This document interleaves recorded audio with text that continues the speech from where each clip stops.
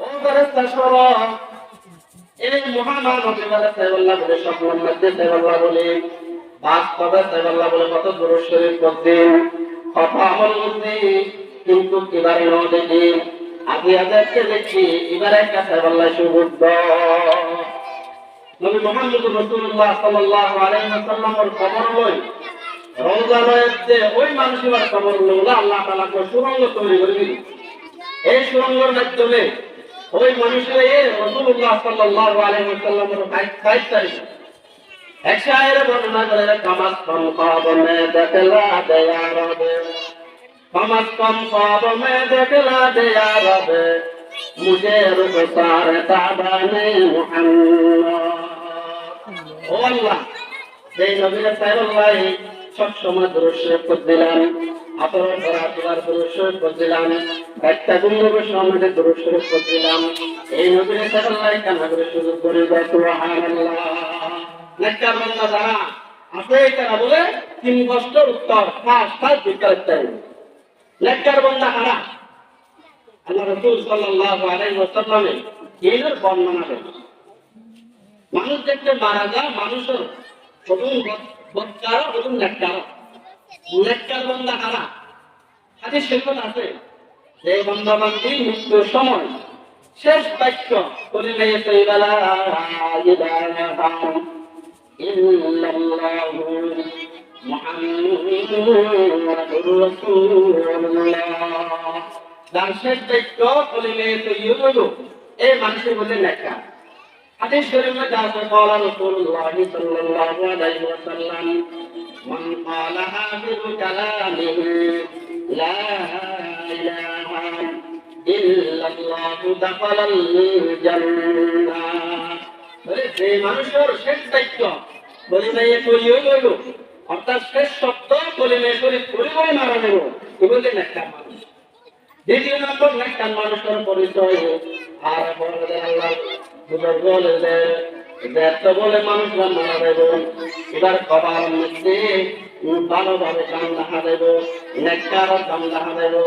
নিশানে মর্দ মুমিন বাতুহু ইয়ামুত, নিশানে মর্দ মুমিন বাতুহু ইয়ামুত,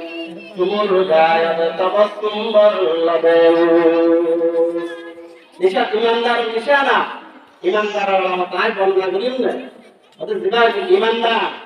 এটা মরণের সময় হাসি হাসি তোমার হাসি হাসি মৃত্যু বরণ সুবহানাল্লাহ। তৃতীয় নম্বর ইমানদার যারা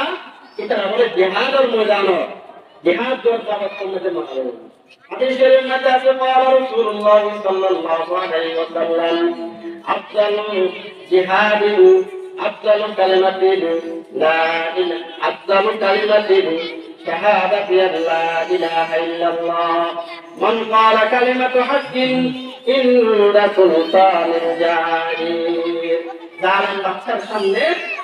মাথা মতো বলল বলে জালিম বাদশার সামনে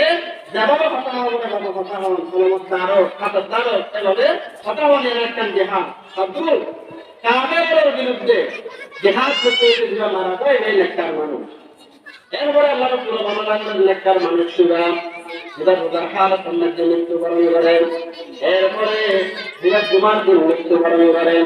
এভাবে জুমার দিন একটা মৃত্যুবরণ করেন। আল্লাহ রাসূল সাল্লাল্লাহু আলাইহি ওয়াসাল্লাম বললেন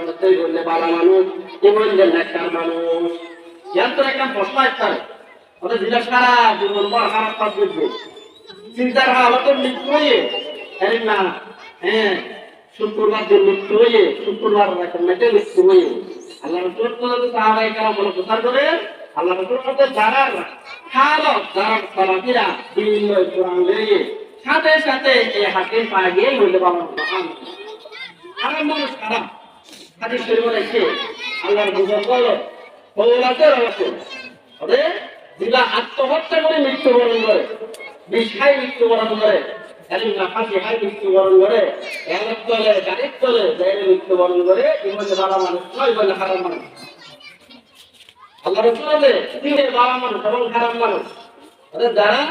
প্রথমে বই ইন পাওয়া যাবে বলতে বাবা মানুষ।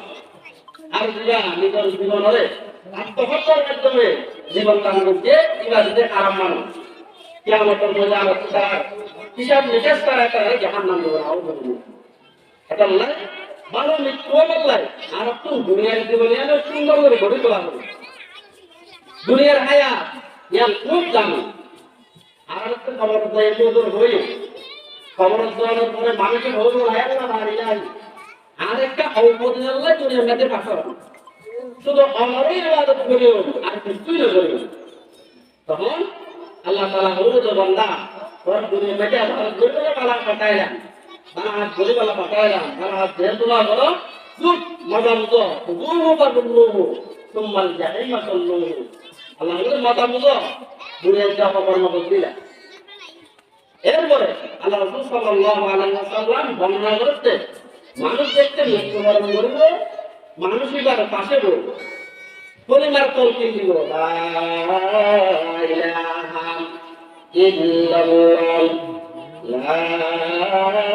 ইলাহা ইল্লাল্লাহ মুহাম্মাদুর রাসূলুল্লাহ এবার পাশে বলবে পরিমার তলকিন দিব দাওয়াত করব পরিবার শরীফ করিব এবার পরিবার লাই আদেশ করিব সত্য না বলব ইয়া হয়তো সত্য যদি ভালো হয় এবার সাকারাতের মধ্যে খুব কঠিন মুহূর্ত এর যদি ভালো হয় সত্য নাউযুবিল্লাহ করে এবার পরকালের জীবন নষ্ট হয়ে যাবে এক নম্বর মানুষের দাওয়াত করব পরিবার করতেন দুই নম্বর আল্লাহ রাসূল সাল্লাল্লাহু আলাইহি ওয়াসাল্লাম বর্ণনা করতে মানুষ যাদেরকে মৃত্যুবরণ করে মৃত্যু সজ্জায় বসে এবার তাহলে তো রোজরে তোরাই আসেন তারা দুনিয়ার মধ্যে বিভিন্ন ধরনের রোগ হলে রোগের মেডিসিন আছে মরণ সমন্বয়ে সবচাইতে বড় মেডিসিন কি তোরাই আছে আগে নুরানি মাদ্রাসা পড়া আমার বিভিন্ন মাদ্রাসা পুরো পুরো মাসুম বাচ্চা পরবর্তীতে যদি তারা হাসপাতালে তোরাই আছে মা বাবা মারা গেলে মৃত্যু সজ্জা অবস্থা মা বাবার পাশে বসে যাবে তোরাই আছেন পাশ করে সুবহানাল্লাহ এরপর আল্লাহ রাসূল সাল্লাল্লাহু আলাইহি ওয়াসাল্লাম বর্ণনা করতে মানুষ যাদেরকে মারা নেব সর্বপ্রথম আমল দেখি এবারে গোসল করব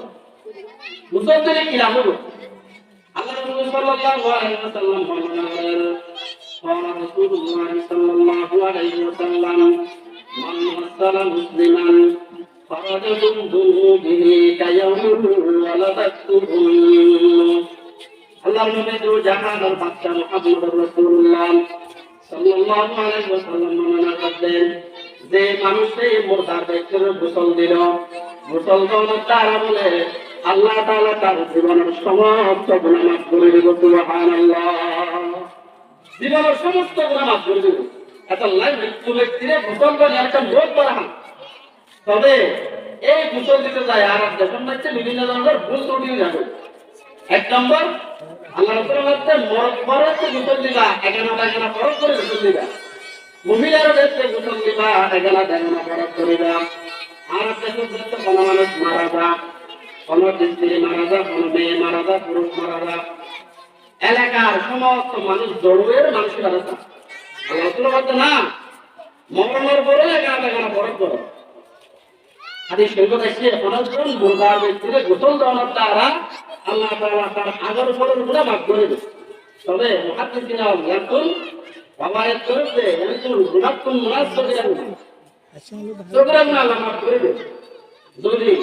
ওই মানুষকে তওবা করতে হয় ওয়াহিনাইদিন তাবা ওয়াহিনাইদিন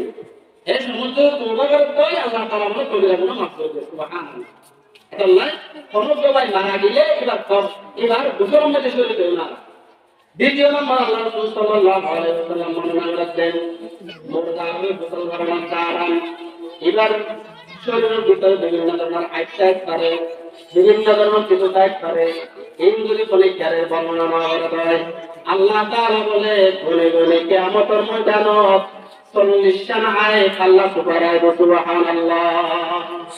সুবহানাল্লাহ অনেকজন মুরদারের গোসল দিয়ে গোসল দেওয়ার পরে মুরদার